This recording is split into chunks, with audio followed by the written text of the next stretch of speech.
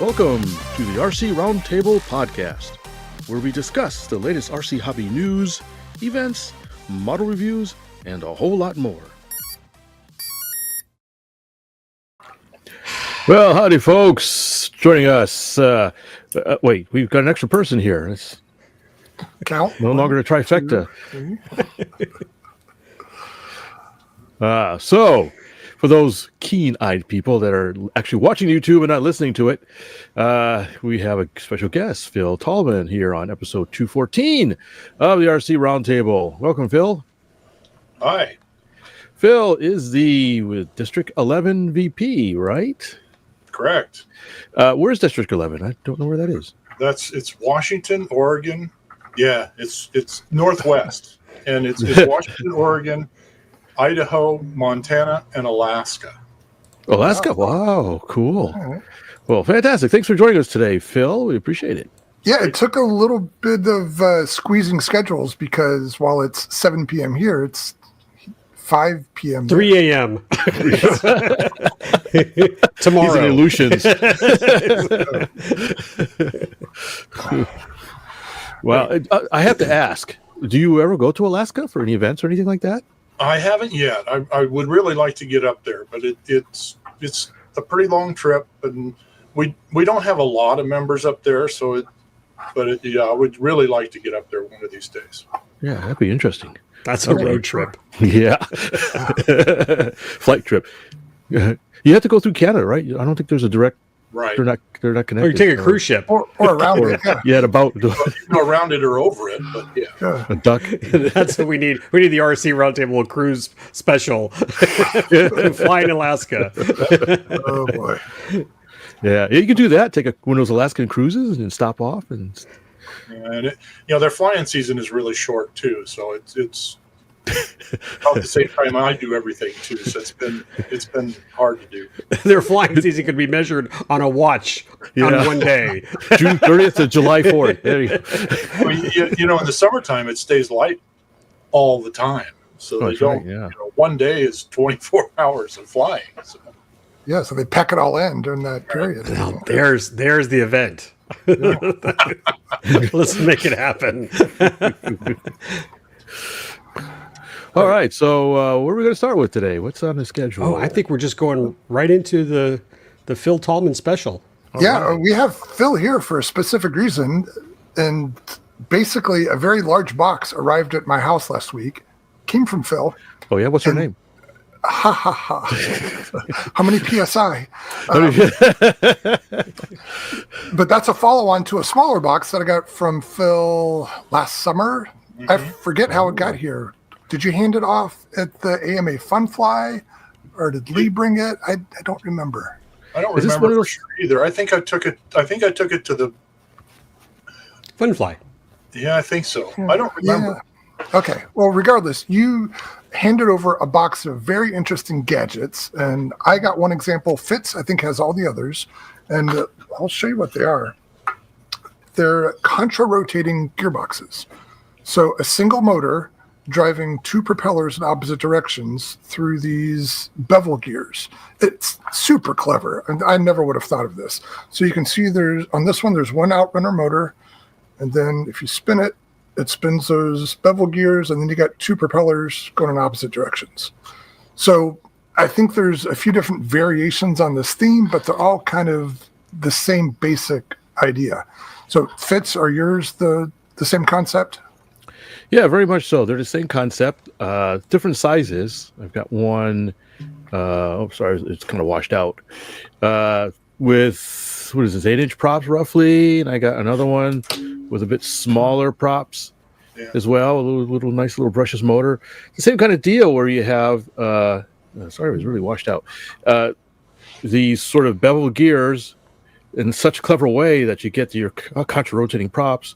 And it's interesting how the motor is sort of 90 degrees or perpendicular, basically, to the shaft. Terry, show yours, because it was hard to see. Yeah, sorry. I'm sorry my lighting is so crap. I don't know if you can see the motor is facing vertically, and then there's a beveled pinion on there that engages with the bevel. I guess they would be spur gears here. So it's geared down a little bit, and you got 2 prop shafts going in opposite directions. Bring it up And a little bit. You have it. Yeah, on mine, there's a 7.3 prop on the front, 3-blade, and then in the back, it's an 8.4 that's been cut down to, I think, 7-inch diameter. And you can see it's got some, I guess it's nail polish on there. I assume that was used to balance the I blades. think it was for balance, yeah. Yeah. So now I did try to run this a few days ago, and I don't want to give any spoilers just yet, but I want to ask Fitz, have you had a chance to run? How many Band-Aids are on his fans, folks? So Fitz, have you run any of yours? You're Fitz, you're muted or muted. something. Sorry about that. Yeah, unfortunately, I have not had a chance. Just been busy with a lot of other stuff. I've been really interested to see what kind of power output they have, because you have different motors. Some probably in maybe the 50-watt range, maybe a couple 100 watts. I've got one that's fairly large. But interesting enough, I did find a possible subject for it in my stash. And It's not. What's that? I said, can you throw that in reverse? What do you mean? Can you run it forward and backwards? I don't see why not. yeah. All right, now the right just throwing some controller. ideas. Throwing some ideas out there, folks. So something in my stash I've had for a while, and I'll show you, see if you recognize it. I have it as a plans and a short kit.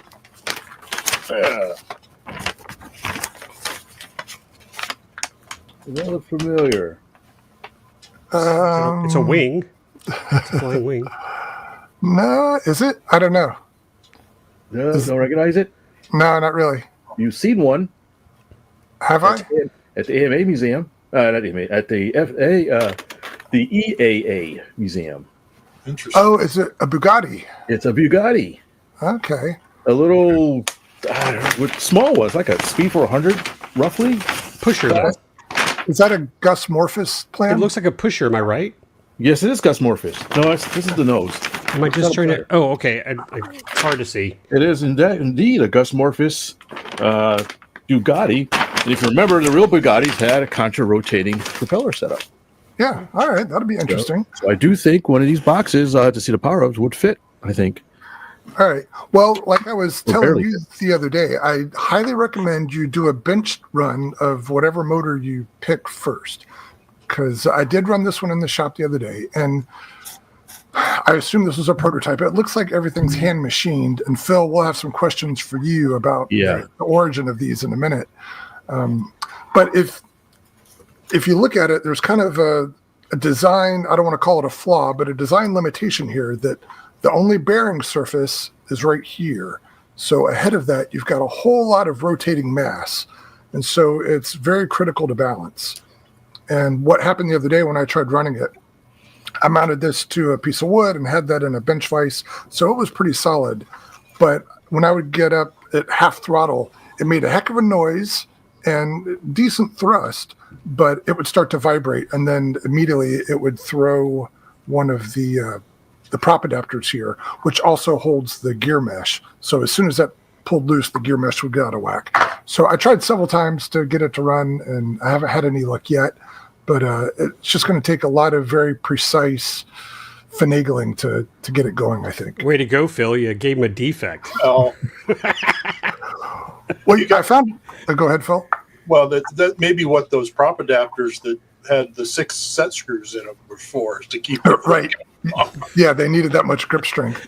Yeah. And I found it interesting because I read a book recently about the Northrop B-35, the big flying wing bomber that had originally was designed for contra-rotating propellers. And I think the B-36 was the same way.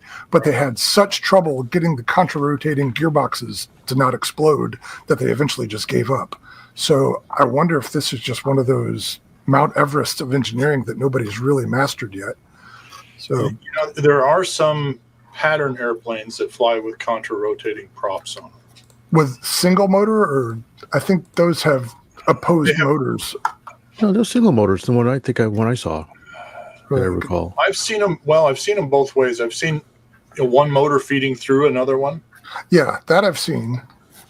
So they're coaxial mounted motors. One has a hollow shaft and the other has a solid shaft in the middle of that. So maybe that's Yeah, I don't recall seeing a single motor setup yet. But you're saying you have Fitz? Pretty sure there was a local fellow flying a contra-rotating, and I had to check I know I took some pictures of it, but I'm pretty sure it only had one motor in it. Huh, okay. I'd be interested to see how they do that. I think it was a belt drive setup, but I'd had to double check. It's been a while. Oh, okay. That would be interesting. In that stuff, there was a commercial, it was a 2-motor setup for counter-rotating. And I don't know if it ended up, I saw it, I think I put it in with the pile, but maybe not. Oh, so, if it was there, then Fitz has it. Yeah. Were there any 2-motor versions in your stash? Sure. I remember seeing it, but I don't remember if it ended up in Fitz's box or not. I'm looking, but I don't remember a 2-motor one. Okay. Well, going back to that big box that I started this story with, inside of that was an airplane. And that airplane, Leah sent you a link, and we can talk about it in a minute. The airplane itself is super interesting. But the person who was building it, same person who designed these gearboxes, this had different versions of the gearbox, a little bit different, still a single bearing, but in this case, yep, that's the oui, the French for yes, oui, O-U-I. Whoa. Yeah, so we'll talk about that in a second. Hey, Lee, bring it back to me so you can see the airplane. So here's the fuselage of it. And you can see here's another version of that contra-rotating gearbox. In this case, it's still a single bearing, but that bearing is ahead of the gears. So it's kind of between the gears and the props. Maybe that makes it a little bit more balanced. And this is that 6-set screw prop adapter that I posted a picture of the other day. And I believe this is all machined by somebody, one person. Okay. And they did a great job. So now here's an interesting thing about the Wii that you probably haven't seen yet. So this is the fuselage of it. And let me see if I can hold it here. That whole motor on the front tilts up.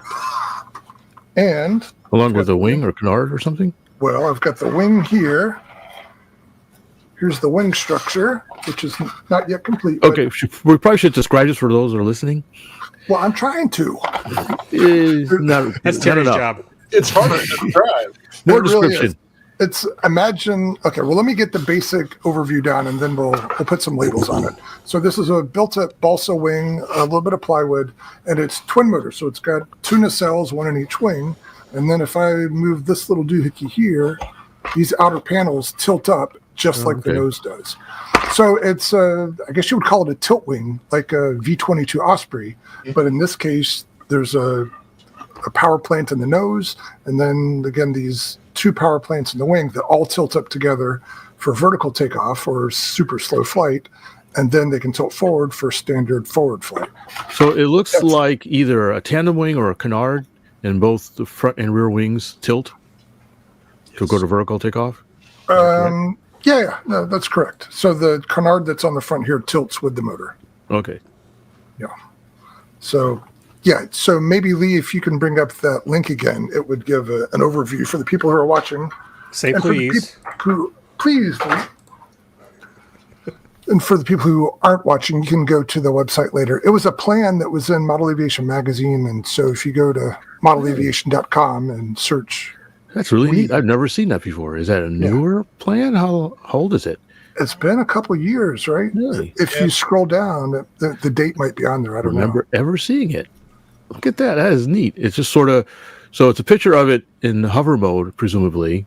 So the canard and the main wings are tilted up. The body is sort of lift at a 45-degree angle up. There's a rudder and ventral fins. And it looks a little bit like, wasn't there a passenger carrying similar concept at Oshkosh we saw? Oh, they had a drone like that stayed in that same angle, right? It would just tilt forward to go into forward flight. But yeah, I know what you're talking about. There's a person carrying version too. Yeah. That they demonstrated. It's black. It's got 2 main wings though, and then what? Yeah. 4. It's got 4 motors, but it's a similar concept, almost similar. The wings don't tilt like this one. So that's interesting. I wonder if there's 2 different flight modes then. Yeah, you'll have to read the article. It uses the old KK flight controller, which was included with all this stuff. If you can see some of the electronics here. Okay. I presume we'll leave some links to people curious exactly what we're talking about. So the design is not built around these contra-rotating gearboxes. That's irrelevant. But this one has it on all three motor locations. So I found that pretty interesting. Now that we've covered all of that, Phil, I want to hear from you. How the heck did you end up with A, the gearboxes, and B, this airplane? I want to hear the story about the equipment and the person behind it. All right. So I was out at my shop one day, and I'll try to make this story short, but there's a lot to it. We got time. I get a phone call, and the gentleman introduces himself. His name is Mert Bowman. He says, I got something I want to show you. And I asked him, well, what is it? I just got to show you. I live, so he's close by. I go to his house. He takes me down in his basement, and he has the largest collection of magazines that I've ever seen in my life. I think he had 30 or 40,000 aviation magazines. Wow. They were all cataloged and in wrappers. It was beautiful. He had a nice library of aircraft books. He had the whole Jane series and all of that stuff. And he says, what I need is I'm getting older. I'm worried my kids are just going to throw this away when I pass away. I'd like to get it to a museum. Can you help me do that? And I tried. I really did. Museums are not real good about taking printed material. We have pretty much all of that in the model aircraft museum we have in Muncie. Getting it to Muncie would be difficult, even if you wanted to let them sort through it and see if anything was bigger or better. And I tried some of the local museums. I couldn't find a home for it. But I made the connection with this gentleman. He was just so interesting to talk to. I think when I met him, he was just turned 90. Was a machinist all his life. Really, really got into building his own things. During his retirement, worked for a museum here in town for a while. Was just really passionate about counter-rotating aircraft, and had started building a few things. He collected some plans and things, and started building these motors. Now, when I got the parts, I think the versions that's in the Wii are V10. Wow. And he had parts back. There were still some parts bins that were labeled V7. So he went through quite a few iterations with it. Yeah. When he was getting close to passing away, he says, I want you to take some of this stuff and find some homes for it. I just don't want it thrown away. And even the Astroflight motors that I sent you way back when, that's where those came from as well. Oh, wow. So I ended up pretty much loading a whole pickup truck full of stuff. And he was worried about this project. I said, I'll do what I can. I took a look at it. It's not really my thing, but I just think it's kind of your thing. So that's why I offered it to you. And I'm hoping that at least we get somewheres with it and see what happens with it. It's very interesting. And craftsmanship, he was a master builder. Yeah, the woodwork he may have been a machinist, but the woodwork on here is super clean. So that's very impressive. Way better than I could have done with any of it. This is one of the things that I got too. I don't know if you want to switch to me, Lee, or I will. I got to move you up here and then bring you here. It looks familiar. So this is an XB 42 Mixmaster. That's it, Mixmaster. Thank you. And it is, I don't know, maybe 36-inch span. It's not huge, but this is all scratch built. He drew the plans for it, did it all. It does have one of his setups in it for counter rotating. The motor's back in here, so not everything is quite in the tail. Oh, gotcha. I mean, the craftsmanship is just amazing. If you can see down the line of this fuselage, how nice and tight that looks, this whole bottom section comes off. Oh, neat. So you can it's right in half. Look at that. Inside. And he just did amazing work. So I wished I'd have met him a couple years earlier. I'd have had him make some bigger models for me. But yeah, right. Just a very, very interesting gentleman. I wish is that. Around. So Is that supposed to be held on by magnets, or how does it stay on? I when don't. finished? Well, this was one that he was working on and developing, and it's not finished. There is a bulkhead in the front, a couple screws, so maybe you're going to put a screw in it to hold it on. He didn't have there's a glass windshield that goes on the nose, and then a canopy that goes on the top, and he hadn't finished any of that yet. Mhm. So, and this one's quite. I mean, it's really good, but it's just if you tried to ship it or do anything with it, it would be pretty fragile. I'm afraid. Yeah. The wing comes out. I mean, it's not. It does come into pieces. But I don't know. Maybe one of these days, I'll try to finish this one. It looks like a big Gillows kit. It does. It Yeah. does. But it's just amazing. His workmanship is amazing. So Yeah. Now that's another one that would be an accurate scale contra-rotating setup. yes, And I think on the real one, it's like what we were talking about for the pattern planes. It had two engines turning different shafts. yeah.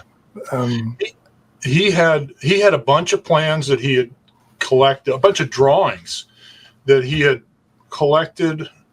I don't remember the gentleman that drew them, but we ended up taking those to the museum, and he had power of attorney on them, so that we turned them all into the museum, and the museum was going to digitize them and then offer them, like we do our plan service. Mhm. But a lot of really neat drawings, and I took them. I take them in my check bag, so I could take Okay. about 40 pounds at a time. I think it took me 4 trips to get them all taken back to Muncie. My goodness. Yeah. And that leads me to another question I was going to ask, because there was a pile of documentation with this airplane you sent me. Now, was Mert involved with the design of the Wii at all? No, he saw it in the magazine and decided he wanted to do one and do it with counter-rotating motors. Did take some leeway with the design, so you'll notice that it doesn't perfectly match the plans, but Right. it's artist interpretation, I guess you'd call it. But, it was pretty close to that, and he had all the parts for it, the controllers there. Yeah. I had tried to contact the gentleman that wrote the article and get the program, and I think it's posted. There's a thread on RC groups. Yeah, I think it's linked in that Yeah, online article. yeah. So the programming for the controller is in there too. Okay, so I find that interesting because in the stack of documentation you sent me are plans for the hand-drawn plans for this model. So he basically redrew the plans for his version of it. He loved to draw too, so it was really cool. Very interesting gentleman. Yeah, I can't imagine. And the time he must have spent doing that. Then Yeah. they're nice drawings too. Oh, they're, yeah. they're not back of the napkin type things. Yeah, everything that he had a workshop. Again, he built this house to hold his library for one thing, and to have his workshop in. He had a bench in the basement that was 40 feet long, and he'd have small mill machines and lathes, and that whole bench was covered with machining tools. And then he had other benches that he did balsa and stuff on, and then the library, all that was in his basement. Had a dumbwaiter put in, an elevator, so he could pack stuff up and down out of the basement. It was really good. Huh.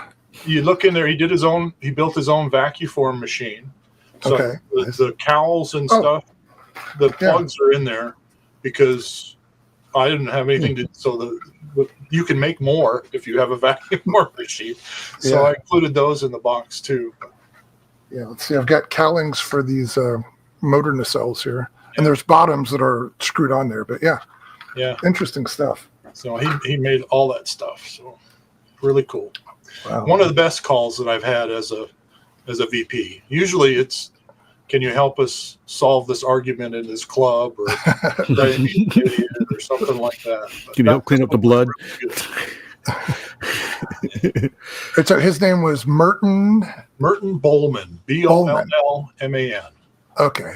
Well, Merton, thank you so much for building these things, and I'm going to do my best to get something going with them. it's a lot to digest right now. There's so many interesting aspects of it to sort through and get it going. But yeah, I would like to be a good steward of this stuff and see what I can make happen with it. Terry is a good steward of getting stuff from basements, unfinished projects from basements, and getting them back in the air. So Yes, and living to tell a tale. you have found the right donor, Phil, Yeah, or donee. Is he the donee? I'm the beneficiary. So, Phil, do you know if anything has flown with one of Mert's contra-rotating gearboxes? I don't know for sure. I don't remember seeing anything that he'd finished with them. He had a whole test set up, you know, a I don't know what, you know, a pressure or a pull meter, thrust meter that he'd built for it. He had all, so the version 10s that are in the Wii are going to be better than the version that you've got. I don't know, they look more robust.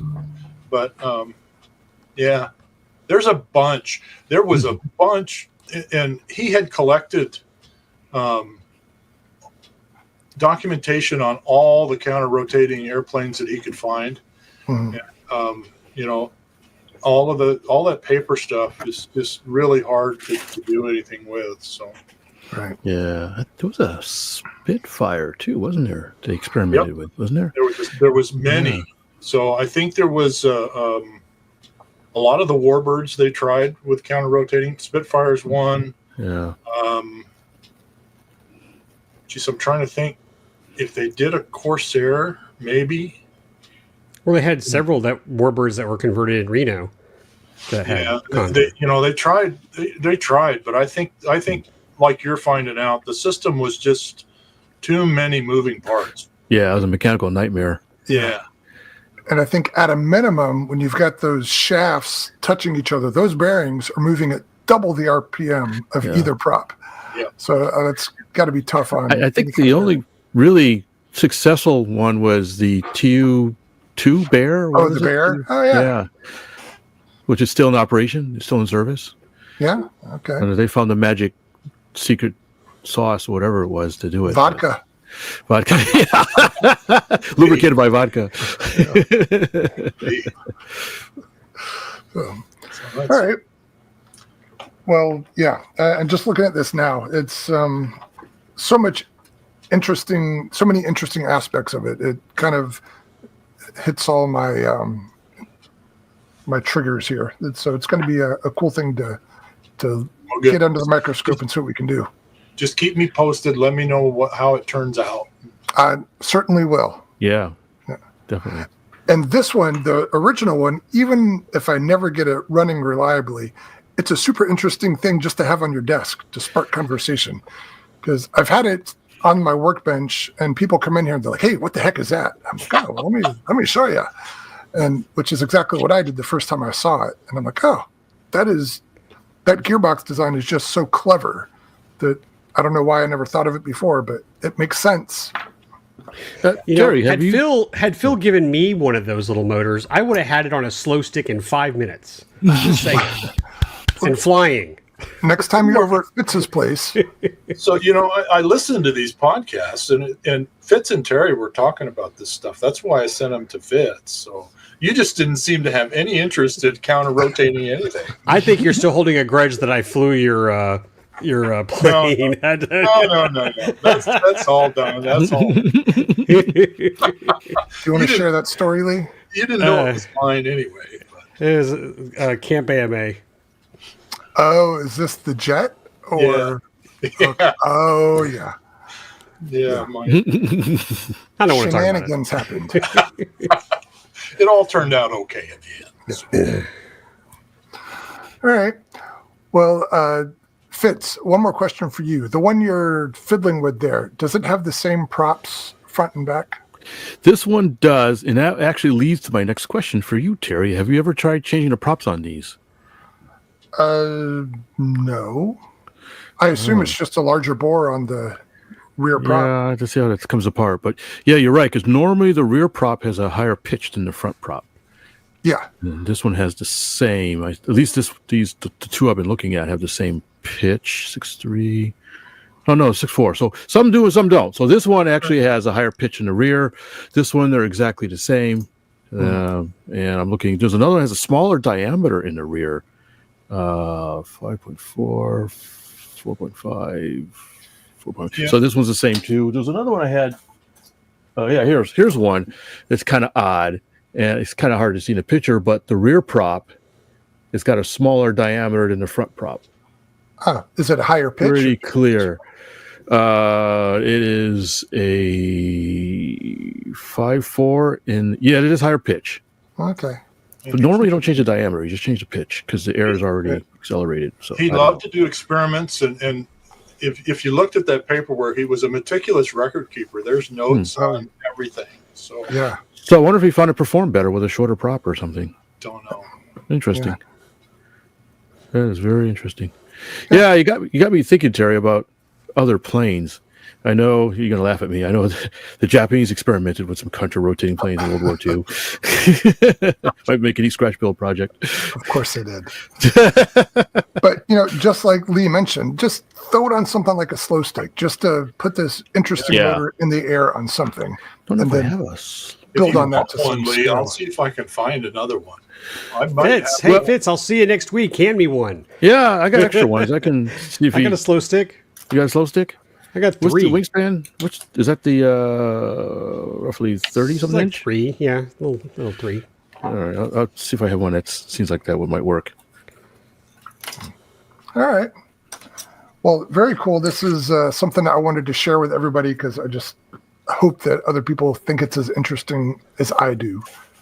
So thank you, Phil, for sending it my way. And Yes, thank you very much. Yeah, I appreciate it. Yeah, and sharing the plane and his plane in the background. That's cool you need to stuff. follow up with us when you get that one done. The little XB, yeah. Are you planning to get it flying? One of these days, yeah. So All right.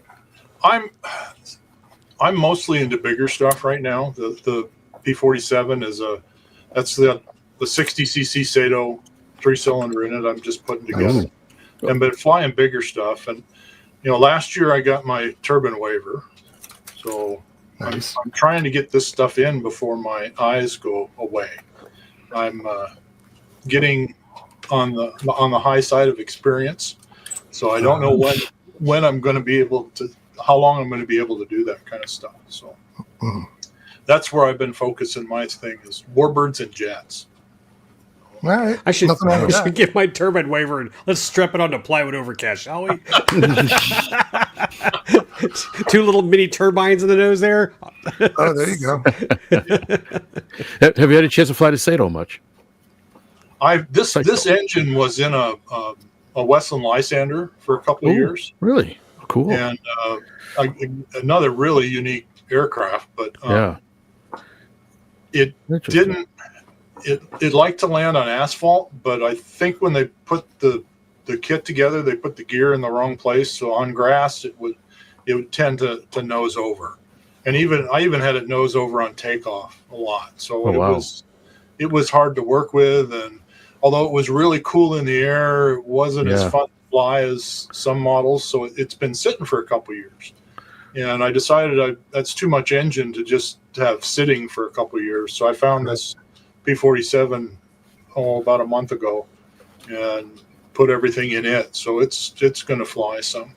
I have a small fleet of P-47s, so it's going to add to it. But the engine itself runs fantastic. I've had the only thing I did to it was put the timing ring on it, the one from CH Ignitions. Yeah. It runs, awesome. It sounds great. It's never misfired. It works really, really well. And then I have actually the 3 Sato radials. I've got a 33, the 60, and a 90. The 33 is in a Hangar 9 P-47, the 150 version. So it's another Razorback. It was really light, and I flew that. I put that in this past year and flew it all summer, and I flew it a lot. And it ran great, did fantastic. The 90 is in a Pilot P-47, so it's a bigger one, and it's got about 5 flights on it so far, and it's been running great too. So So you're a fan of P-47s, like Lee is a fan of P-38s. Yeah, probably. Right. I have P-47s too. Yeah, of course. You don't So- have them all, but I don't have them all. No, but I think I have 4. you have 4 4. P-47s?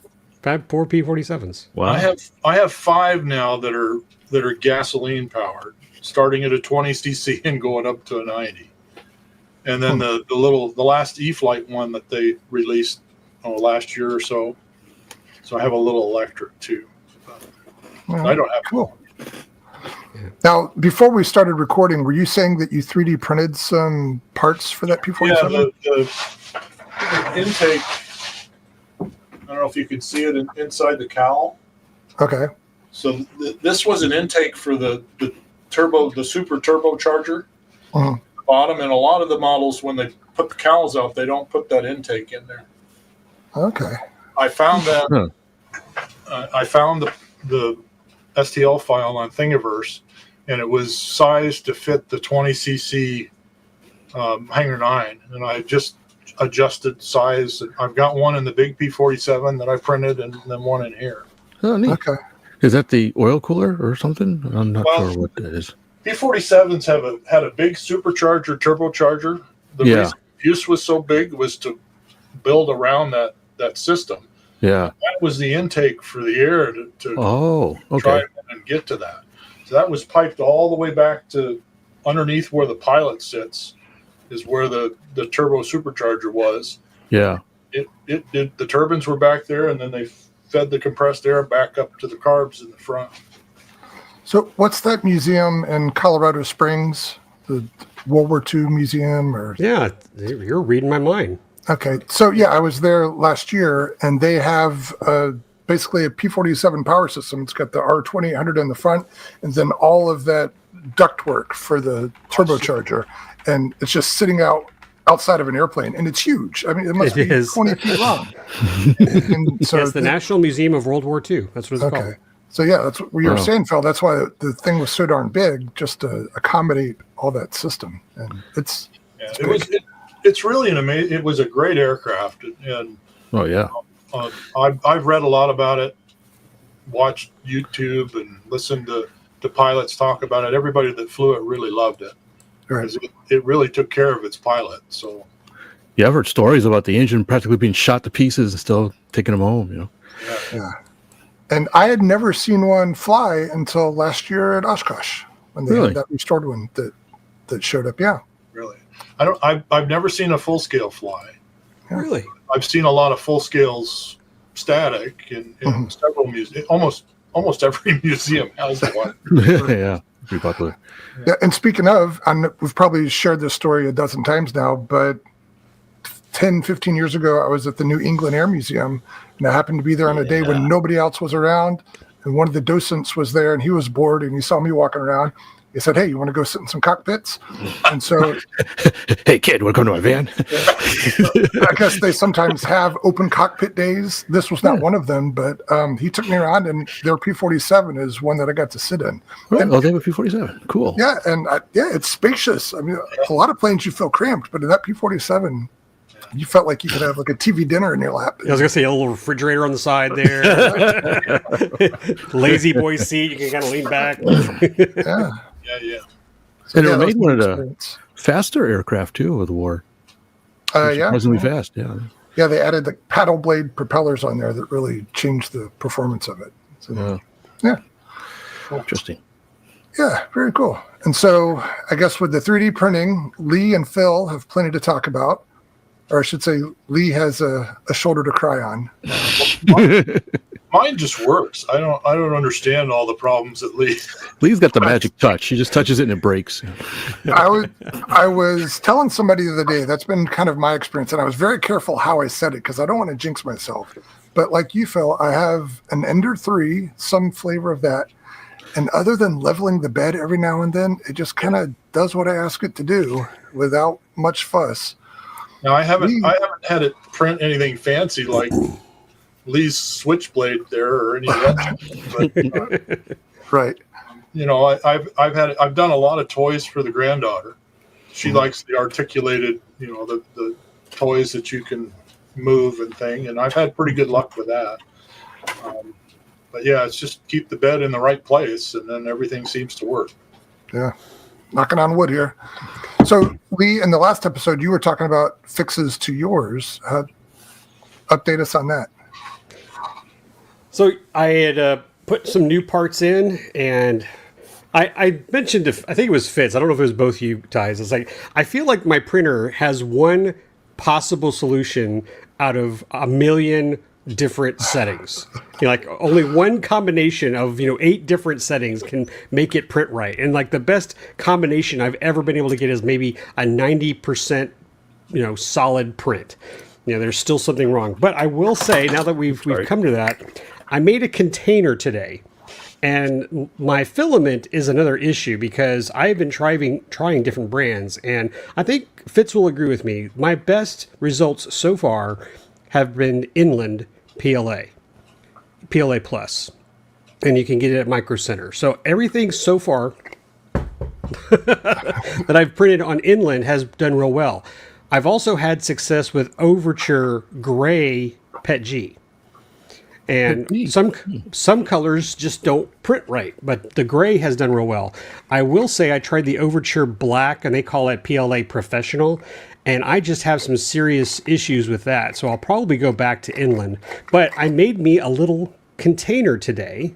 This printed out actually pretty well. I'm actually, part of my settings and tests is I've dropped the speeds down a lot. I really don't like how slow I'm printing now. It's not where you see the bamboo guys, just those heads flying left and right, and 5 minutes later the print's done. So I'm having to print real slow, but I'm getting much better quality prints. I don't know if you can see. Yeah. And this is I'll just tell you what I got this for my Weller soldering iron. I have a whole bunch of extra tips. And so I'm just wanted to have this container to hold all the tips so that either when it's on the desk or in my travel bag, because I have a bag for my soldering equipment when I go to events, I'll have all my extra tips. So this is a nice little thing I got on printables. So just look for a small container with large threads and you can print that.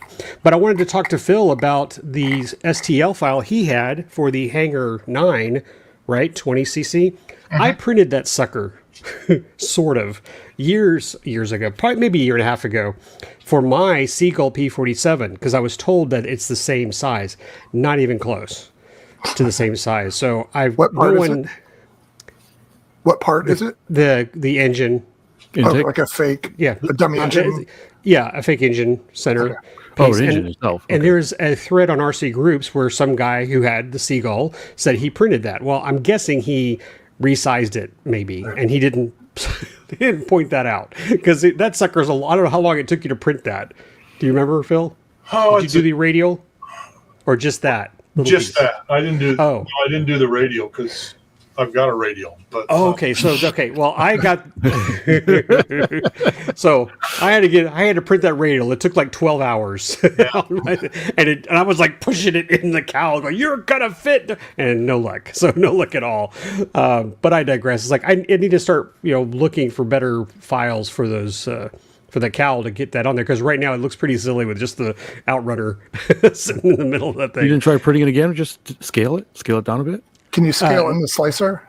Yeah, you can. Oh, absolutely. But I mean, I had other issues too, where like it just the forward back where that prop mounts, it could not fit in where the lip comes around on that cowl. Anyway, I digress. That's something I need to work on. But what slicer are you using? I use Cura. I've tried Prusa. I go back and forth, but Cura has just been. I go back to Cura. I've been using Prusa.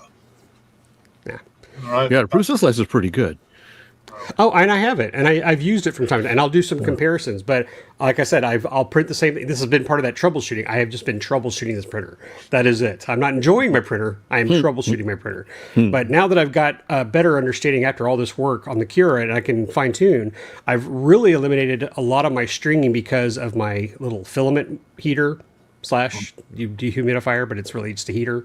And I've got a new setup above my rig, so the filament goes in pretty quick. So 90% of my stringing has disappeared just because of that. And And also, I mean, I don't know if you were privy to the previous show, Phil, but my whole temperature setup was wrong. My sensor had fallen out, so I was it's like on the edge of a huge bonfire in my office because I was throwing 300 C temps at my printer. It was almost osmosis the way they were temperature. Right? Things are working better. So that being said, I have printed this container. I printed a couple of little parts that are doing well. I printed this is just for fun. On my chest of drawers downstairs was a pack of cards, and the box was all beat up. And I just I wonder if someone's made a card box or something. And sure enough, someone has made one. It's got a little lid. It's got the spade logo, put into this. I was like, that's pretty cool. So I gave it a try. Printed pretty good, and then I printed a hinge so the little lid can go back and forth. And I was like, my kid was like, oh, that's cool, Dad. So you were talking about printing stuff for your granddaughter, little toys. It's like, I got myself a little card, carrying holder now. So I think I'm, getting back into printing good things with my FL son. Still would love to get a bamboo. I think that's one of those, pipe dreams, when the money comes rolling in. But otherwise, I think I've tamed the savage beast to where I can get the stuff done. All right. Well, I'm glad at least you're printing anything now because you're out of the 3D printing business there for a bit. Yeah, and I don't know. Hey, Fitz, have you printed the olive drab? Have you ever printed this color? I have some olive drab. Did I? Yeah. So this is just talking about building military parts and bombs and stuff. Yeah. It's great to get the inland olive drab. So just FYI. That's I think the olive drab TPU to print bombs for guys. Oh, so they bounce. So they bounce. Yeah. The TPUs are like a rubber filament. Flexible filament, and so I print a whole bunch of bombs. Mike Leibel has a bunch, and he loves them. It's because they don't shatter when they hit the ground. Yeah, but in that color, they're single use because you never recover them. I think he paints a yellow tip on them or something. Okay, he gets them back. Usually, he gets them back. Every once in a while, he'll hit me up for some more because they go by attrition. He'll lose some, but Well, I've seen him drop way far down. Like those are the ones that I was like, what are you thinking, there, buddy? But a couple of those drops, he's like, can you make me some more? Oh, hey, Fitz, I got something to show you. Oh yeah. Oh yeah, baby. Hey, Fitz, I got something to show you. Yeah, all right. So, for those listening, so Fitz is squealing with delight because we have Hobby View merch. I'm wearing a T-shirt. Lee has a mug. Oh, yes. Thank you, guys, for your support. Thank you for your support. Yeah, your Christmas present was the money that went into your pocket for me to buy this stuff. Right. This was a gift from Lee. So. Oh, thanks. That's cool. Hey, Lee, by the way, I fixed that issue with the print on the mug. The mug? Yeah. You can tell, right? Yeah. It's a little low and nothing on the backside. So it's a collector's item. Okay, right. Can you sign it for me? Maybe I'll just get your signature on the backside. I'm good to go. Yeah. Then you can get that bamboo printer you wanted. Ooh. He's probably going to charge me to sign it, though. Right, Fitz, it looked like you were going to show us something a minute ago. I don't know. Was I? Yeah. You were talking about 3D printing. So I started 3D printing I started and stopped. I need to start again. In fact, you can see more pieces in the box right there. Which way? I'm trying to keep them separate. Yeah. So I found some guy, I think it was on Colts, has a pond racer. If you remember what a pond racer is. I said, I got to have that. And it's 3D printed. So I got the pieces and I started printing out the goodies. Now, in this one, I'm doing an experiment based on one of our other guests we had. I think it was a guest. And this is actually ABS. It's not PLA. Oh, right. So I'm doing thin wall ABS printing. So I'm just holding some segments of one of the pods, I think the engine pods. If you remember, the pond racer is sort of a twin boom with a pod in the middle, almost P38-ish in a way. Forward swept wing, right? Forward swept wing, really, really funky. Because it was designed by Burt Rutan at Scale Composites, so it's really futuristic. And it crashed, unfortunately. It crashed, yeah. The engines, it had a lot of problems with the engines. They were automotive engines, and they just couldn't take the stress. I think they caught fire at one point, and the guy had to crash land. But it's always a neat looking design, and so I started printing one out, and it's the I had to say, there it is. We have a picture of it. Really, really cool, funky, distinctive aircraft meant to go fast. It's a Reno racer, right? I think it was unlimited class, whatever they call it. Yep. So go fast, turn left. So it's actually a fairly large model. I didn't realize how big it was. I started printing it out, so it's a pretty good size. And so far, it's been printing the ABS pretty well. If we recall, he was saying that the ABS really isn't much heavier, if any at all, than PLA. But much stronger and much more resistant to warping in the heat. So I thought I'd give it a shot. All right, cool. What are you going to use to adhere the parts together? Just CA, regular medium CA. Shouldn't be a problem. All right. I was thinking that people use acetone for that. It's a welding. I don't know if I trust it in this case. Maybe. No. And I don't want to deal with that toxicity either. So I want to live. I could tell you about my Plastaweld episode. I just used the A. That should work. I've got an acetone story too. Well, sort of. It should have been an acetone story. I posted the image a couple nights ago of some melted RC truck tires.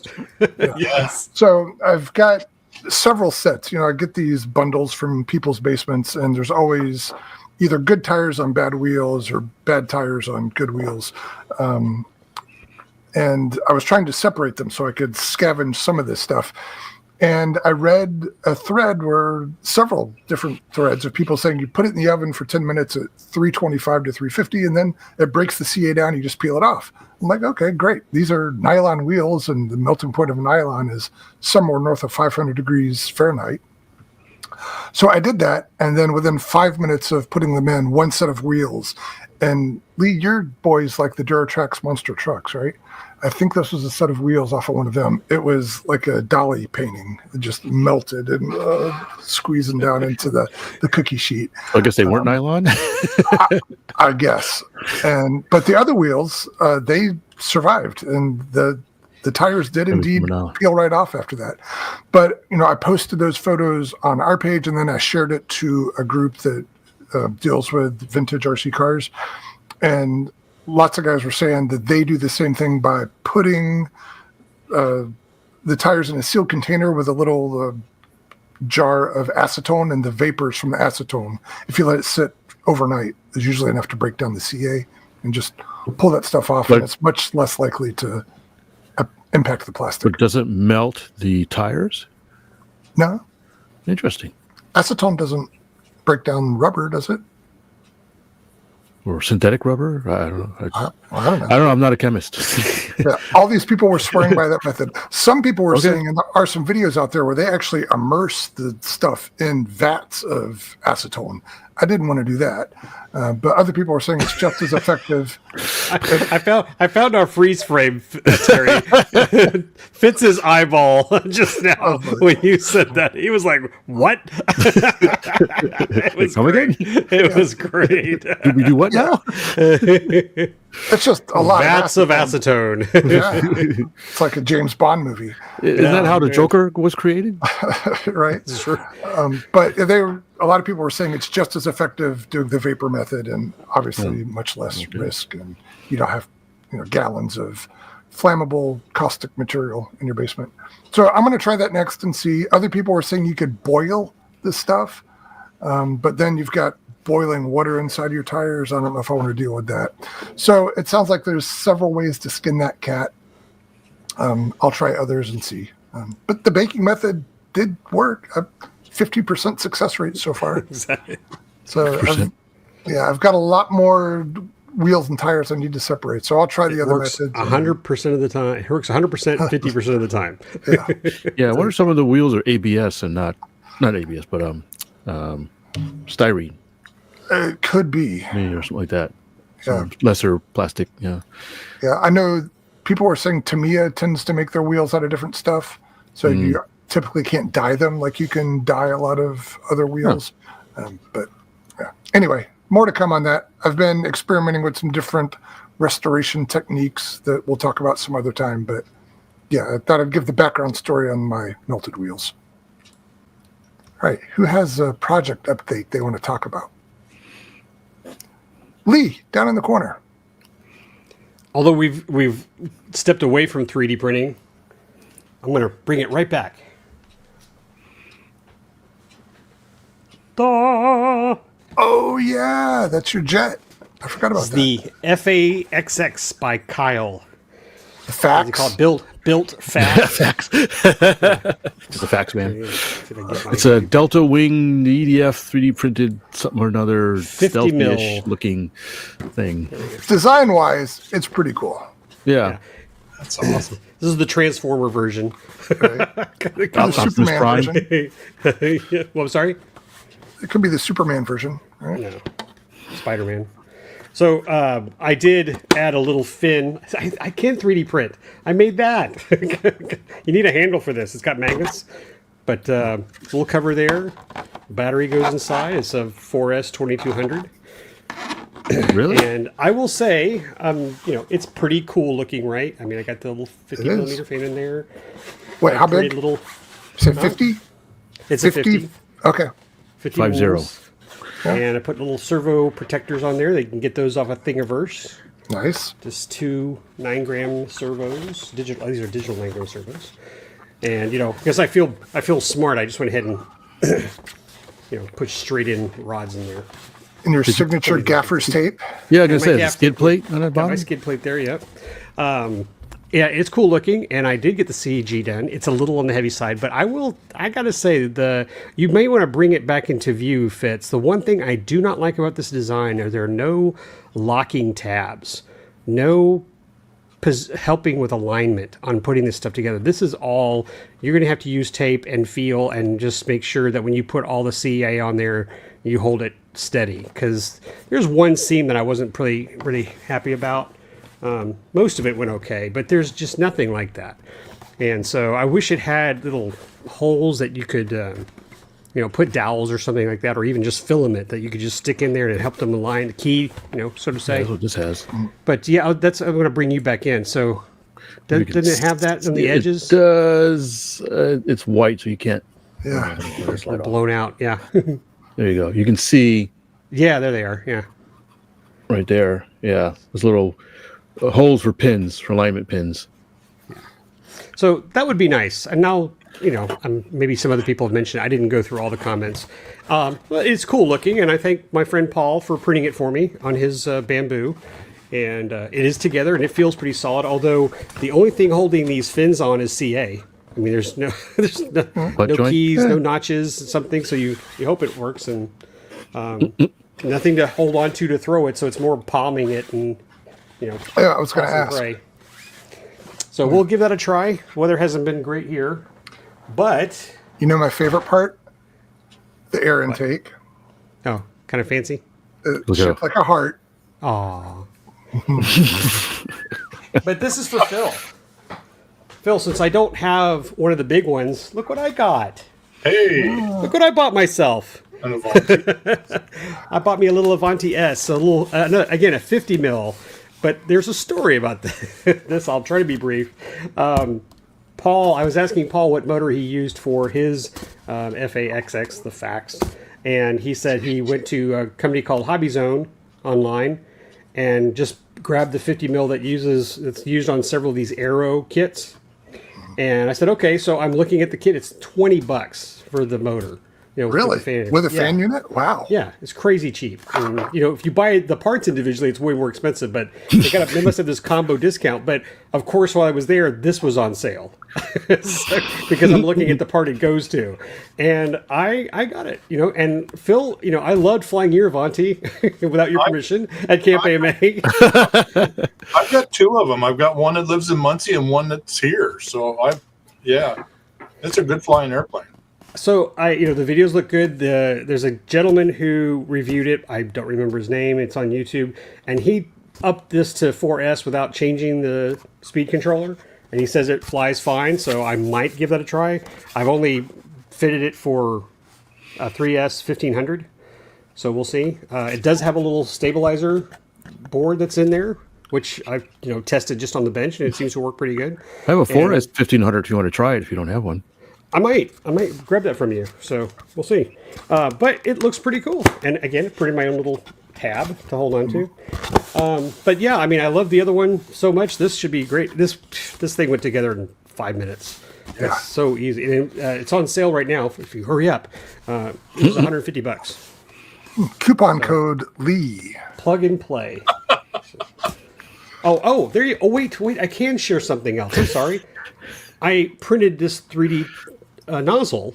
Oh, it's actually for a different plane, and Fitz, you'll enjoy my methodology here. This is for a different jet. I wanted to give it a try because some guy said it fits another 50 mil from Aero models, but it was too long. So I grabbed the STL and just dropped it into the plate, the build plate, to lower it down. And yeah. So just, started it much higher in the print, and it fit perfectly. So does it choke down the tube at all? Okay. No, it's just decorative. I was going to ask the same question. It looks really silly without it, though. I mean, just the foam cut off right there. Can you imagine? So I like it much better. What would the people say? Yeah. Anyway, now, it doesn't hardly adds any weight. Now you're being coy about this because you bought 2 of those. No, I did this. I only bought one of these. I bought a 64 millimeter for Austin. How many different versions of that jet are there? Well, it's not this one. It was a different one. It was a different model. And for the life of me, because you put me on the spot, I don't remember the kit I bought, Austin. But give me a second here because I do have the website up. Hey, and I'll just show you the site I bought this from. So I can't give you a yay or nay, but it's called the Hobby Zone, or it's hobbyzone.com. So this is the Avanti that I bought. Okay. And these Aero kits, they're pretty cheesy, simple, but vector flight stabilization. Yeah, it does. But the one I got, Austin, was an FMS. Okay. Me. Okay. Yeah. And it was this Futura. Oh yeah. Okay. Yeah. So what connectors did your Avanti come with? Battery connectors. Battery. ESC connectors. Yeah. Okay. Yeah, XT60. Okay. Yeah, it's pretty common. Yeah, but not anymore. I quickly changed that to Dean's.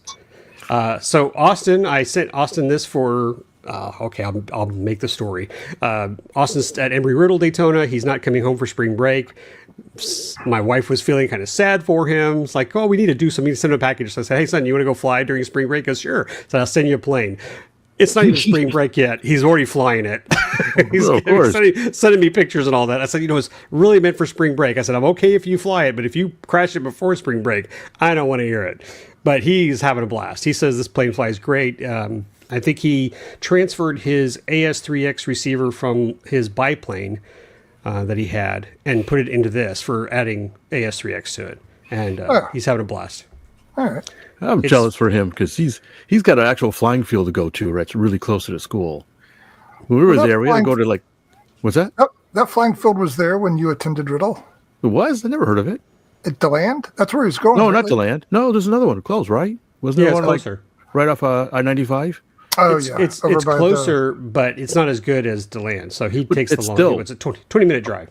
It's still a place to fly. By the flea market or something. But yeah, I agree.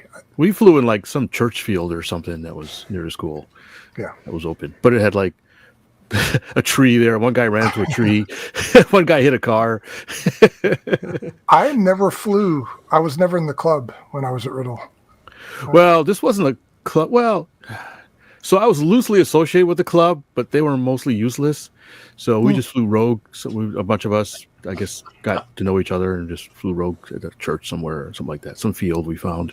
All right. But yeah, I don't know if the club is still there. Do you have ask your son leave? If Riddle still has a RC club? RC model Riddle club? doesn't have one on site. The only just one is the Daytona one is still there. Is there a school organization? Yeah. That's an RC club. They split their time between both clubs. The school actually fly here for their not SAE, Design Build Fly. Yeah. They'll fly at the DeLand. Yeah, because the school actually had a club. It had an RC model club. They didn't have a field, but they had a sanctioned club, if that makes any sense. If they do, I mean, if he's a member, I think people just go whenever they want. Yeah. Yeah. Anyways. But he does fly with other people, which is nice. I like to hear that he goes there, and there's a guy who has an F-16 that he flies with. So, but I will plug this plane in for the last piece here. He loves this FMS Futura 64 millimeter. It is fixed landing gear, so it's kind of, are you against that, flying a jet with some gear down? Some people hate that. You're always in a pattern, as Parkman says. We're always ready to land. But it does have, if you look, it's like spring loaded, not oleo, but you can see how it's got a little spring. Yeah, they're nice landing gear, actually. They're trailing edge struts and stuff. That's actually pretty good. Probably take off from grass pretty decently. And he's enjoying the heck out of it. So I think it was a good purchase, and I'm still the best dad ever. I wonder if you could pop the gear off and hand launch it. You probably could, but he didn't want to do that. And I think the problem is you'd have to put protectors on the ailerons, servos. Oh, that's right. He's flying at the land. Yeah, it's not a whole lot of grass out there. No. All right. Okay, I'm done. Cool. Did you guys have other project updates to talk about? I had a couple things, real quick. I told you about it, but I didn't show you at when I was going to the half price books. I got this cool guy. $5? I think it was $20 or something like that. But it goes for like 40 something normally. Rubber band powered Wright Flyer with a winder thing on it.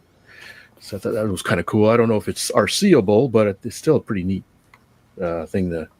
New in a box. I thought that was pretty cool. Yeah, supposedly it's a pretty decent flyer too. Okay. What material is it made of? That's a good question because I haven't taken it out. I have no idea. I haven't opened it. It's made out of stuff. Hopes and dreams. Hopes and dreams, yeah. American ingenuity. When he opens the box, it'll be gone. Imagine it's powder. The wings look like they're foam. Yeah, yeah. Because I can't see it. It's never been opened. And one other thing, where did it go? Oh yeah. Yes. You should get a commission, Terry. Yes, I had to get one. Right. This, of course, is the Duck portable vacuum, battery powered, that Terry was talking about last time. And I found one off of eBay for, I don't know, $20, I think. Oh, really? Wow. Yeah, something like that. And it was in Houston. It actually shipped me from somewhere in Houston. Wow. No, wait a minute. No, this came from Pennsylvania. Sorry. Not Houston. No, I think the vendors did. Right next to Houston, though. Yeah, the Houston, Pennsylvania. Okay, I haven't used it yet, but it seems pretty nice. No, I opened it up just to make sure it was there. 6S. In fact, this is the unboxing because I haven't even looked at it. So it's new. It's new. Yes, brand new. Did it have the new duck smell? New duck smell. Whack. Yeah. Yeah, it needs to make. Oh, we got a charge. Yeah, sure. Ooh, there's a.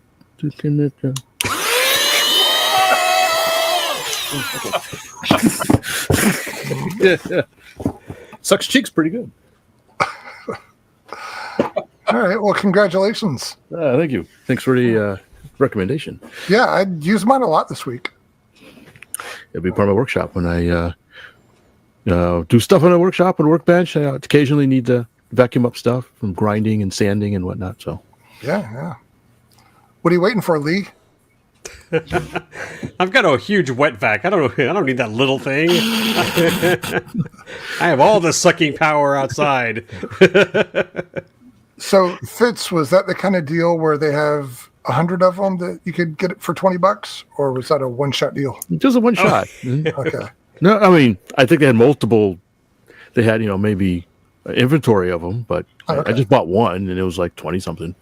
Well, I asked, should we post a link to that if anybody else wants to get a duck of their own? I'm pretty sure they have more. I'll go double check my history.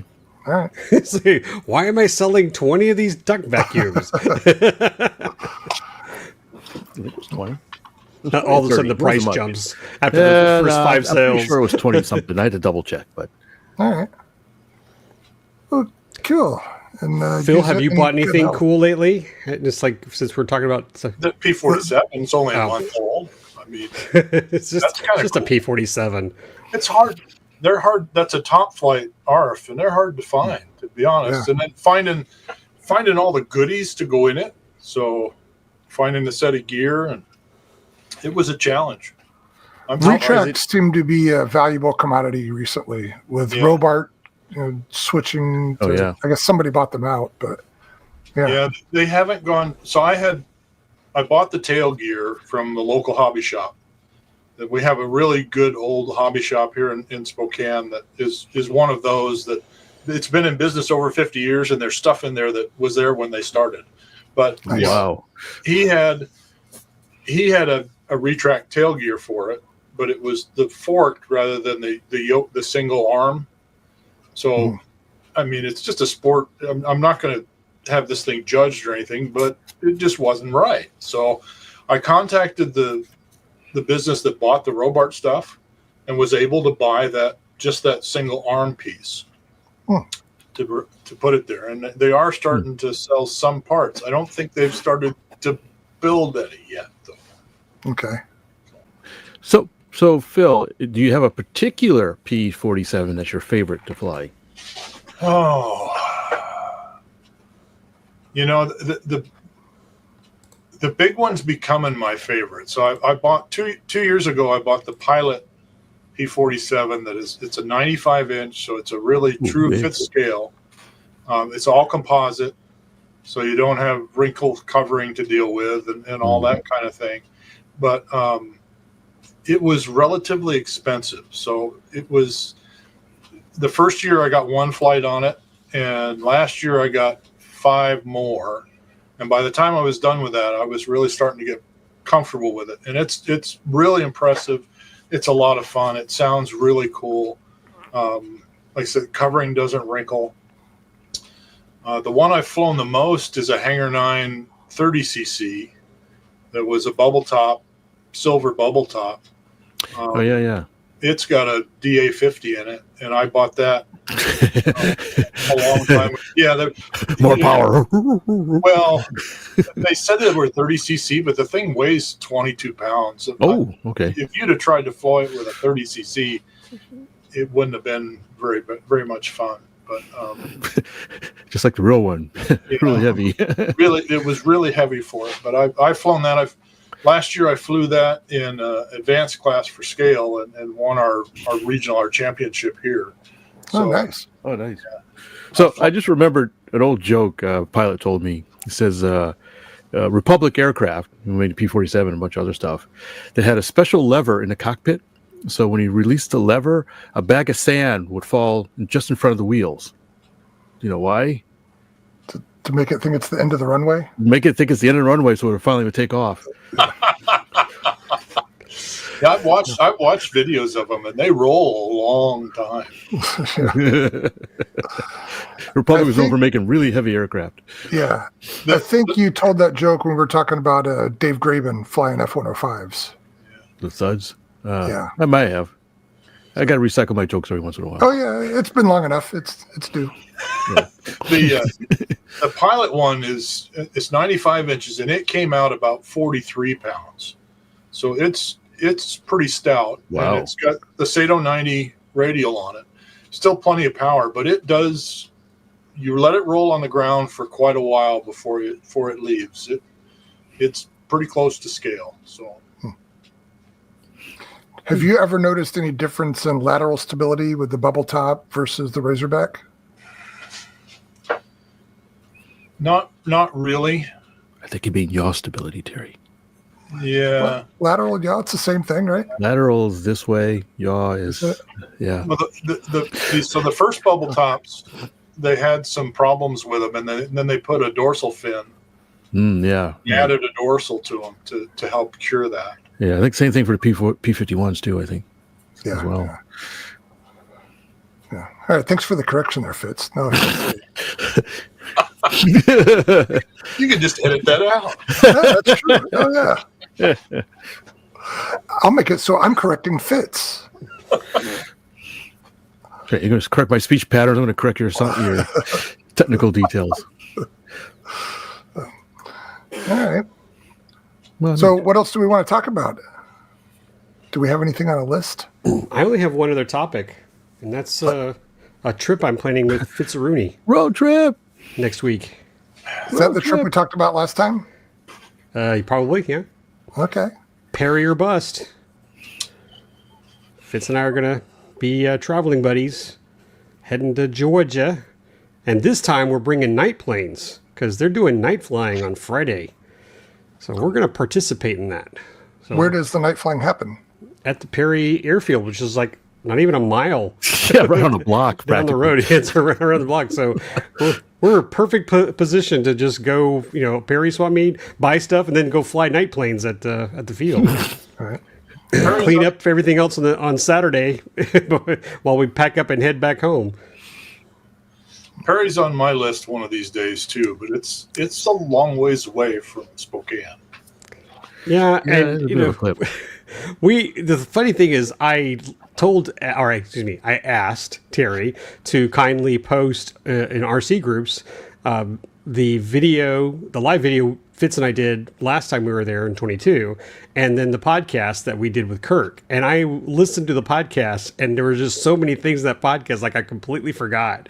But lessons I told myself for the next time I go to Perry. So I will be listening to myself again to make these plans, because I think the one thing I said was I need a dumpster dive. I need to go in these bins and actually dig through them, because we didn't do that before. We were so busy walking around just looking at what the surface. We just have no idea what's there. So I'm thinking we're going to find or uncover some really neat gems. Some gold nuggets on there. Yeah, Fitz and I have a list of stuff to look for. And Kirk won't be joining us this year, but he's given us a boat to look for. Oh, so okay. it'll be fun. All right. No, last time we talked about this, I mentioned that I'm still looking for a pair of Zebin pliers. Our buddy Jason Klein found a pair, I think it was last weekend. So I'm down one. I was looking for two, and I got one. So thank you, Jason, for that. So we're still on the lookout for one pair. Both hands or what? Well, yeah, really. What do you need two? Well, Make a the W funny bend? part is, I've already got my own. I've got a set of Zebin pliers. So you need three pairs. Shut up and let me talk. He needs the hydraulic pairs. He's gonna tie them all together just to make it. I have a pair of handmade ones. I don't know where I got them from, but If they work, they work. But I have my own that I've used for years, but out of the blue, like a month ago or almost 2 months ago, probably, I had two different members of my club reach out to me and say, hey, do you happen to have extra Zebin pliers? And I don't. So I'm just the agent here. These are for other people. Wow, But, middleman. Yeah, right? I'm taking my cut. But yeah, I was a little bit surprised because I've been to at least 2 swap meets since then, and I just assumed everybody's got a set of Zebin pliers at the swap meet, but no, I haven't seen any around here. interesting. Huh, surprised. So, yeah. I know I've seen at least several at swap meets here and there. Fitz and I are going to come back with 4 Zebin pliers. They're all going to be different. Yeah, right. Well, hold on to them because apparently they're a good investment. They're becoming more rare. And I was a modeler for many years before I cut a pair of Zebin pliers. And what did I ever do before that? I found them. I use them about half the time. There's a certain size that they're good for. Sometimes the wire Yeah, they're good too for- big, it doesn't work. They're ideal for a 40 size trainer or whatever. Yeah. it was. 256 wire. Yeah. 256, 440 if you really want to hoof it. But yeah, usually smaller diameter, 256 and smaller, they're fine. But Yeah. if it's really small, I just use needle nose pliers for really thin wires. Yeah. But yeah. Well, I was going to add when I was listening to the show, Terry had asked, he's like, so when you went to Perry, how full was the trailer? When you came back from Perry, what was back in it? And we all said we needed the trailer. We put so much in that trailer coming back. So we're taking my trailer this year. I drove my truck and hauled Fitz's trailer, but now we're taking my trailer. So the fact that we're going to fly some stuff, we'll bring a couple of night planes. I might bring the Radian, and we may bring stuff to sell. My goal is to just really document the heck out of it, have some fun, and then of course maybe find a few gems. I told Fitz, I said, I don't need anything else right now. I've got planes to finish. I really want to get the P-38 done. But I bought those 2 gas planes, high wing, one Cub, one Champ, and I didn't keep them. You know, I let them go, which was okay. I was fine with that, but I wouldn't mind having a nice 90+ inch high wing gasser to fly around at Bomber. So that might be on my list. Not that I needed to get one. I'm not just going to grab whatever I find. But who knows? We might find some interesting things, and there might be people just giving stuff away, especially on Saturday. So Right. Well, see Phil smiling. He's like, "Don't forget me." When you mentioned dumpster diving, I thought you meant the dumpster diving at the event on Sunday afternoon, just to see what people didn't want to carry home. But now I know what you're talking about. I'm sorry, I cut you off, Phil. What were you saying? Well, it's one part of the hobby that I really enjoy too is swap meets. It's just, to me, it's a whole lot of fun, and it's, you know, the dance, watching people go through this dance that they do, and I've walked up and just been told these guys, I just have to laugh. I mean, you're afraid to tell him how much you'll pay, and he's afraid to ask you what he wants because you don't make this connection, and they both stand there and just, well, you make an offer. Well, how much will you give me? Oh, you make an offer. It's called modeler's kabuki. You know, I will say my my procedure now is I'm about to give you a really low offer. I was like, I'm gonna let you know. So if you like cuss at me, I'm gonna say, oh, no, I got you. I understand. I'm gonna walk away. But here it comes. You remind me of something I heard. Somebody says, if you're not embarrassed, you're not asking for a low enough number, right? Right. But it is funny because I think about what Kirk, two things that we talked about. Kirk was looking for something or eyeing something. And this was a comment I made. I said, one of the problems I had at this event where there were two items I wanted, but the sellers were not at the table. And I made a comment, if you're selling at Perry, you need to put someone's butt there. You've got to make sure, because there were sales loss. And Kirk had mentioned he was looking at something. He wanted it. No one was there. He went back like 30 minutes later and the item was gone because the guy showed up and then someone else bought it. And he's like, I was ready to pay cash and take that thing, but the guy wasn't there. And I'm giving that little note to anybody who's listening. If you're selling, please keep your butt there, or put a phone number at least so you can communicate with that. No, never mind. I had a thought, but it's probably come out wrong, so never mind. This is the show to say it on, Fitz. What you do is you carry a piece of paper with you and some tape, and then you just take the item and you put a tape there that says, I have your item and I have your money, call me. Probably not, but that's why I was like, maybe I shouldn't say that. Sounds like a good way to get tased. So Fitz, I wonder if you remember this. I'm not sure if it was you or Kirk that was standing next to me, but on Saturday when everything was closing, there was a plane that I think it may have been the Starfire 40 I was looking at. Someone had this kit. I was like, I'm going to give them an offer. And I saw the plane like not 5 minutes earlier. I turned around, walked back, and it was gone. And I went and asked the guy at the counter, I said, so I'm curious, how much did you sell the Starfire for? And he went, where's the Starfire?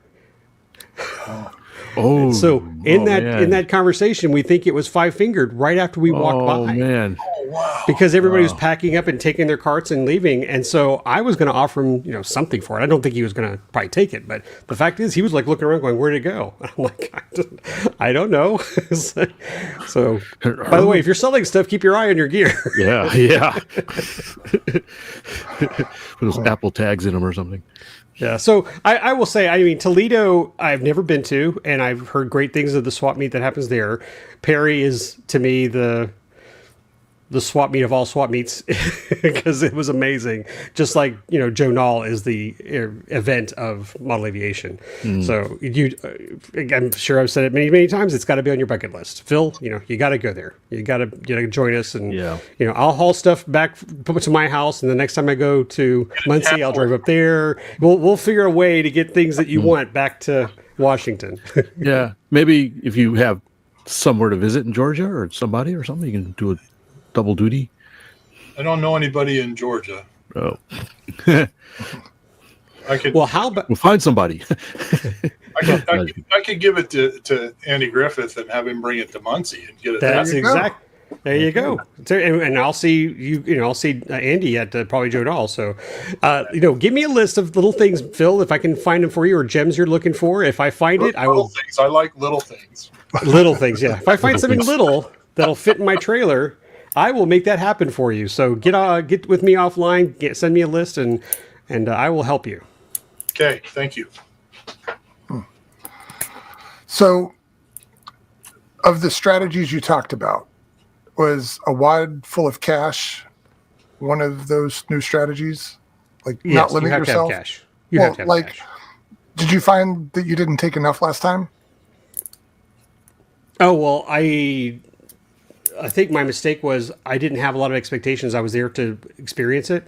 So I was selling a few things, and I just thought I'd grab a few things because I wasn't going there to bring something big home. I brought 2-3 planes home that were inexpensive, and I kind of broke even. So I sold stuff and I bought stuff, so it's fine. This time, though, I probably will take more cash because I'm kind of hopeful I'll find some really cool things in those bins. I don't remember. Was there an ATM there? I don't. It's probably a $20 fee. Now that said, I did write a check for something when I was there last time. You did. Remember that? I remember that. You had one check in your wallet. Yeah. Been there for 20 years. Yep. Yeah. It's my case of emergency break glass check. Wait a minute, but was that check the one where you bought the B-17 for that guy? Yes, it was for a club member. Wow, I remember that. Yeah, and I acted as You're a the nice middleman. guy. And You're a nice guy. yeah, because it was quite a bit of money, and then, I had to short a guy. He's like, yeah, I'm good for it, and here's all my information and stuff. But he was pretty cool about it. He's like, okay, whatever.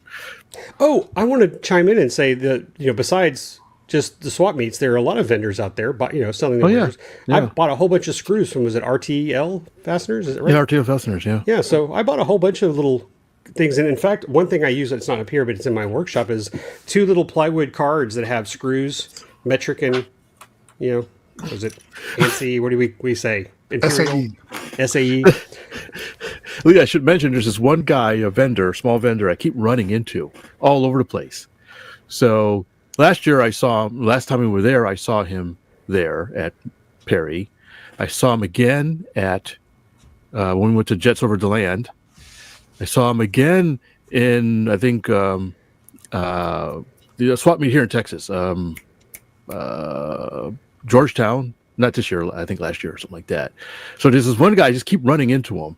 And he gets around. And I don't think he lives anywhere near us. I think he lives like in... One of you was stalking the other. I don't know. It's just Is this the guy who had connectors? Yeah, the guy with all the connectors and stuff. Yeah. He comes up to we have a big swap meet outside of Seattle, and I think it's the same guy that comes here because I saw him at Joe Nall too. Yeah, but I bet it's Joe Nall, as a matter of fact. Is that TGK? Don't remember. Well, you know what? I'm thinking it's the same guy because Fitz, there was a guy at Ceph who had a huge red tent set up. And we ran into him again at Joe Nall. So it must be the same guy. Yeah. And he said he saw him, Phil, up in your area? Well, there was a guy that was up in our area that I know he's talked about. I chatted with him for a while because there wasn't much going on. And he says he goes all over the place and he sells like servo extensions and connectors and things like that. Sounds like the guy. I saw him again at Joe Nall. And so that's closer to Perry than. Wow, he gets around. For sure. That guy's a nomad. All right. So, Lee, you mentioned that you may or may not be selling things, which I'm surprised you haven't figured that out yet, because this, I assume, will be our last show before you guys go to Perry. This is your opportunity to start hawking your wares. Well, I'm not going there. I'm going there as AMA, so I'm going there to do a lot of footage and content. If I sell stuff, I'll have it. We do have a table. RC Roundtable has a table because we are an advertiser, I guess, or a sponsor of the event. So we will do a live show to promote the club and the event. And so they was kind of them, but hopefully our friend Tom Blakeney, who said he'd offer to sit at the table. But as I mentioned, I don't want to sell stuff if I can't be there to make sure I sell it. So that's why if I do sell stuff, I'm going to talk with Fitz and we'll figure a schedule. All right, cool. But not like I want to sell any of my stuff. So if you're going to Perry, find our table, get your free sticker, get a hug from Fitz, and a snarl from Lee, a dirty look. You can rub my head.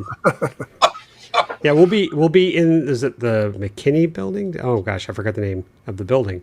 We'll be next to the AMA booth. But look for us. We'll be walking around and hopefully recording live. So Yeah. find us. All right. I'm jealous once again. I think you guys are going to have fun. You know, don't worry. Don't worry. We will go live. You will call me on my phone and say, "Hey, stop, go back. I want you to buy that like you did last time." Yeah, that's like, yeah. Was it an Astroflight motor? It was a motor. Yeah. We were live. Like Terry's like, hey, wait a minute, go back. Phil has my number too. I'm going to go live. Phil's going to say, "Hey, Lee, I need you to go back, make an offer." Or I'll get browbeaten into buying something by the Oh, right. audience. I'll be guilt shamed into buying a kit or something. You know, that Fitz, that's exactly what we need to do is those planes that we're working on and the planes that you've bought, Yeah. we need to figure out what parts we need to finish them. So let's make Oh, sure yeah, that's I part of gotta our look. mission. I need- Wheels. I'll have to look. Right? I'll spend this weekend kind of doing inventory of what I need. It's going to be crap weather anyway, so I'll just hang out in the workshop. And we should make a list, and every episode we'll update the status of all those things that the people made you buy. Is it just the one so far, the ME 110 or BF 110? Yeah, that's so far. I don't think there was anything else, right? I think Okay. that's it. I don't know. All right. Have you done anything with it since you got it home? Other than pilot water? Nope. It's sitting on the side. I actually was going to do a video, do like a live show talking about it. I was going to do a live show of me going through it and seeing what worked and what didn't work. So maybe I'll do it this weekend. Hobby View. Yeah, on Hobby View. Yeah. Yes. On Hobby View on your shirt. There you go. All right, cool. I need a screen capture of that so I can send it to my graphic designer. Show them. People are appreciating it. Yeah. So just as a reminder to you two fellas there in the corners, we still do RC rescues, and I'm waiting patiently, although less so, for your contributions, you and you. Oh, So man. Mine's Snap to it. the F-15 is very close to being done. It's been very close to being done for a month.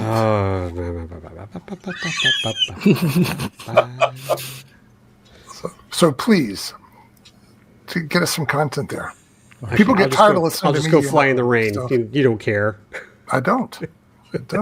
People would watch that. Who wants to see you fly on a sunny day?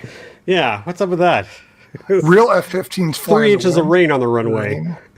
Yeah. So, all right, just a little reminder. So, right. And speaking of, we should record some this week because I've got a few projects to make videos about. So I'm ready. All right. So I think on that note, I think we should wrap things up. Anything else you got? Last minute thoughts? I think we burned through all our content. Yeah, I think so. Hope to see some folks at Perry that listen to the show. Oh, stickers. Make sure we bring some stickers, Lee.